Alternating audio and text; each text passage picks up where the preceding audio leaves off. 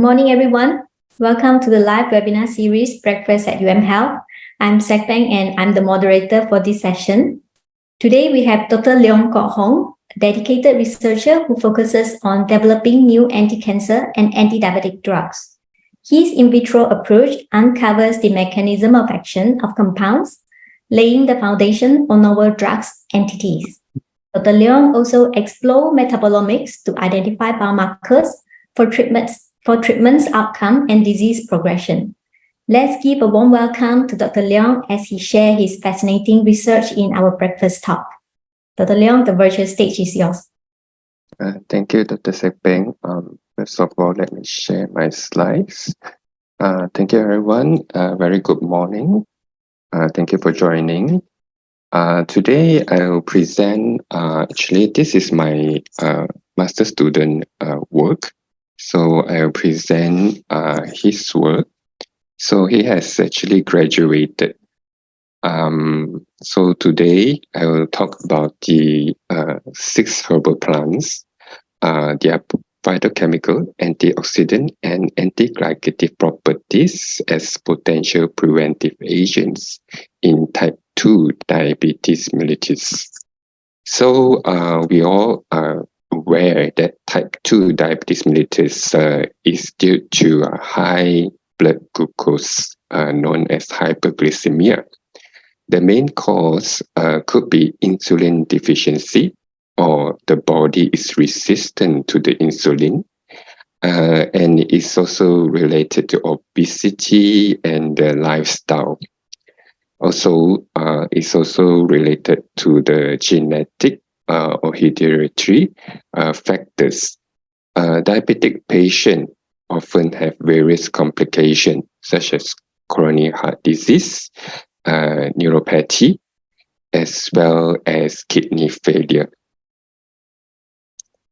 The other thing that the diabetic patient has is that the hyperglycemia condition causes the sugar in the blood stream to be converted to dicarbonyls and is known as methyl glyoxyl. This is a harmful compound that will actually react with the amino acids, lipids, and DNA in the body.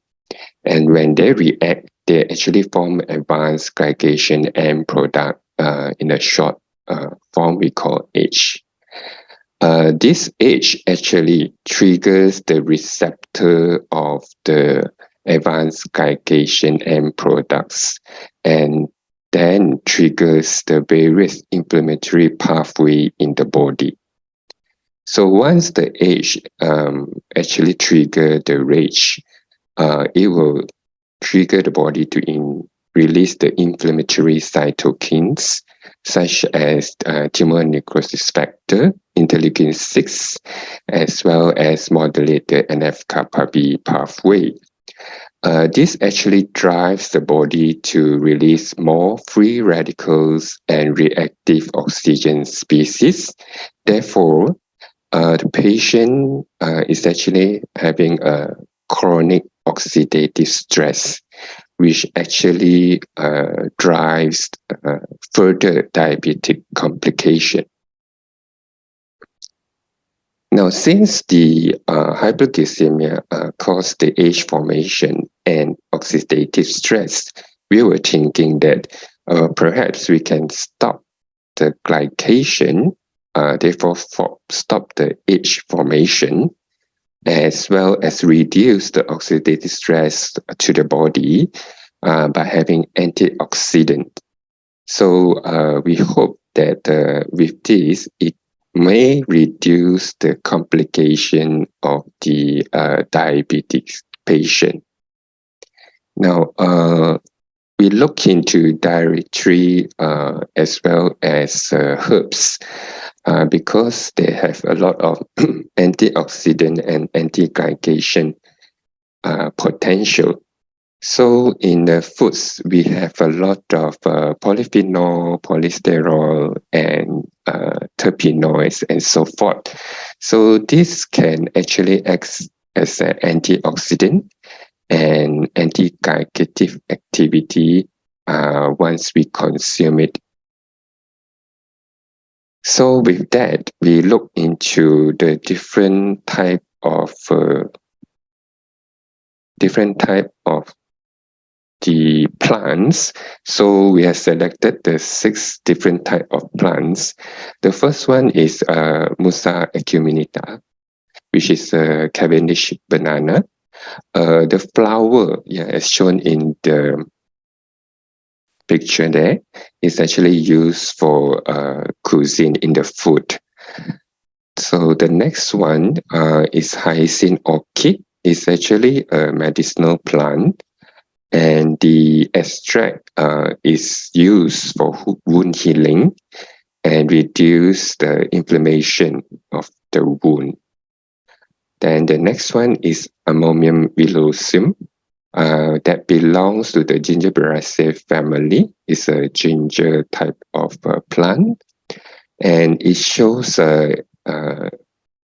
inhibition to inflammatory cytokines, as well as have anti-cancer and antioxidant properties. Next is the Mockania philippinensis. It's a medicinal plant found in China, and it contains a lot of phenolic compound. Then the next one is Mellitus speosa, which is also found in China. The roots actually is used to treat the pain as well for irregular menstruation. And the last one is Spatulobus cerebratus, which is having anti-inflammatory and anti-tumor activity. So in our study, we actually have all these 6 plants.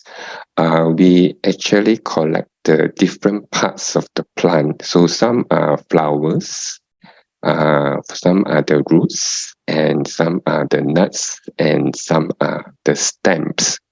So after collecting those plants we dry it, and then we will extract it with either water or the ethanol, 100% ethanol.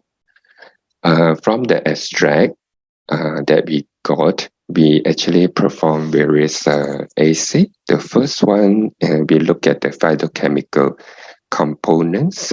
We look into the total phenolic content, then the total flavonoid content, total triterpenoid content. So we look into this because based on literature, this compound are found to have antioxidant and antiglycative properties. Then next, we look at the antioxidant ability of the extract. So we have 3 different assays for the antioxidant activities: the FRED assay, the PPH, and TAC assay. Next, the anti-glycation model that we have 2, where we incubate the bovine serum albumin, which represent the protein found in the body. We just use the bovine serum albumin. Actually, the body have the albumin, but this is in vitro, so we use the bovine serum albumin and incubate with methyl dioxyl, which is the glucose, the dicarbonyl glucose. And then the next model is the bovine serum albumin with glucose.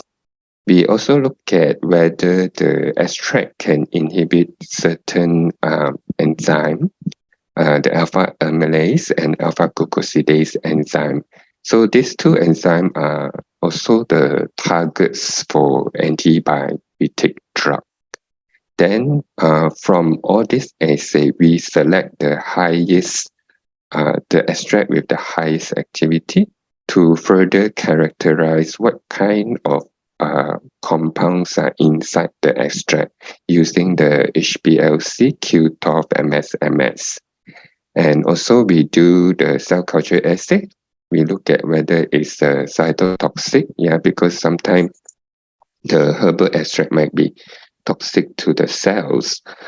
So we do the cytotoxicity test, and then we also do cryoprotective ability, whether it can protect against the oxidative stress, and then the reactive oxygen, protective ability. So from the phytochemical content, we of all the 6 plants, we found that Asparagus have the highest total phenolic. This is the phenolic content. This is the flavonoid content. And this is the triterpenoid content. So the orange is the water extract, and the blue is actually the ethanol extract. So since this is the highest, you find that we will later continue with that plant. And when we do the antioxidant assay, in the FRET assay, the ferric reducing assay, this is same. The Asparagus has the highest reducing power, the highest DEAC activity. Is actually higher than others, positive control, retinine, and so forth, but is not higher than gallic acid. So these are the positive controls. When we look at the DPPH scavenging, so this is reactive oxygen scavenging. It also have the highest antioxidant activity, but it's not better than routine. But it's better than the rest of the positive standard like quercetin. Whereas when we look at antiglycative activity, when we incubate the bovine serum albumin with the beta-glyoxal, again, we find that the Asparagus has the highest activity, which is better than the positive control. So aminoguanidine, previously it was used for to control the diabetes, but it was discontinued. And then we also have the other positive control, gallic acid and rutinine. So the extract, the ethanol extract, shows better than aminoguanidine, gallic acid, but not better than rutinine. The next we look at the bovine serum with glucose incubation. In this part, the water seems to be better. Again, it's higher than the 2 positive control, but not better than the routine. Next, we look at the carbolytic enzyme, the alpha amylase inhibition, as well as the alpha glucosidase inhibition. And we found that none of the plant samples have good inhibitory effects. So these plants do not inhibit either of the enzymes. And from that, we selected Asparagus to do the high performance liquid chromatography, mass spectrometry to identify the compound. We actually got about 49 polyphenols and flavonoids and 76 terpenoids. And then we actually match it with the literature to look at what compound that is reported with high antioxidant. So we found that those compounds with high antioxidant activity that is present in Asparagus is gingerol, quercetin, cucurbitacin B, whereas for anti-glycation activity is apigenin, lutein, and quercetin. Next, we look at whether the extract is safe.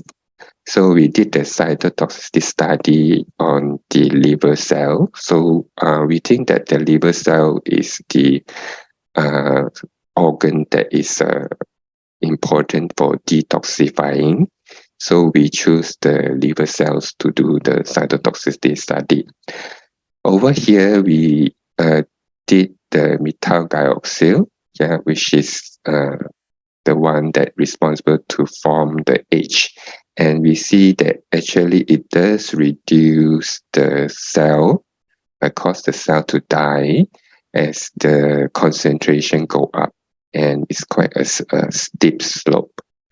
Then we look at the extract of the asparagus, and we found that yes, it does reduce the cytotoxicity. It does cause toxicity when it is at high concentration. However, in the normal consumption of this extract, is actually below the 50 microgram per ml. So it's somewhere around here. So it's still considered safe because it doesn't reduce the viability level that much. We purposely do a very high concentration just to see what's the effect from overdosing it like 10 times. Next, we look at the protective effect. So towards the methyl dioxyl toxicity. So the methyl dioxyl toxicity in the liver cell does cause the cell to die. And then we have the positive control. Previously, this is the drug. So it does protect the cells and is significant. And our extract actually is comparable to the drug over a few different concentration. Next, we look at how does it inhibit, or whether it inhibit the reactive oxygen formation, because once the methyl dioxyl forms the H product, it will cause more oxidative stress to the cell. And indeed, when we actually incubate the methyl dioxyl to the cell, it does increase the oxidative stress to the cell. And we find that the extract actually able to reduce the oxidative stress that is comparable with the drug. So in conclusion, the asparagus of all the 6 plants, the asparagus is much higher phytochemical content, about 3 to 6 fold. And then we look into what type of compounds that is inside this plant.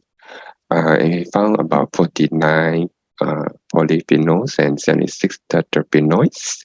It contains the highest antioxidant and antiglycative capability among the plants. It's not cytotoxic at the usual consumption, and it does protect the cell from the reactive oxygen induced by methyl dioxyl. So I would like to acknowledge that this research was funded by research grant as well as FRGS. And Prof. Dr. Sun Jian from Guangxi Academy of Agriculture Science actually helped us collect and identify the plant. So this work is already published in Food Bioscience, and actually I presented it in the Pharmaceutical Society of Japan conference in Hokkaido this year. Okay, thank you very much. Thank you, Dr. Leong.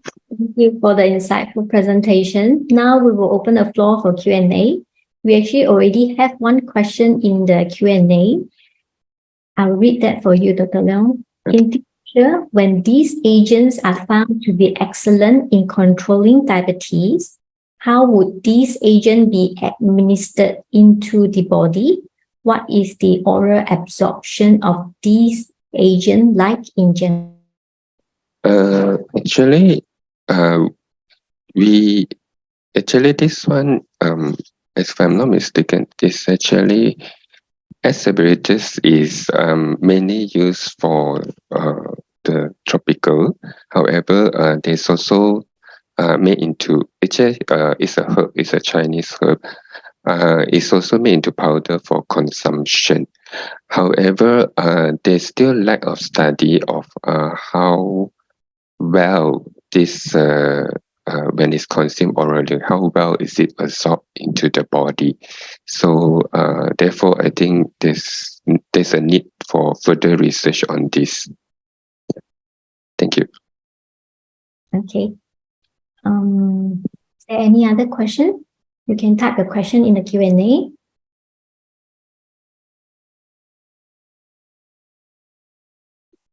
Okay, maybe I can also ask one question, Dr. Leong.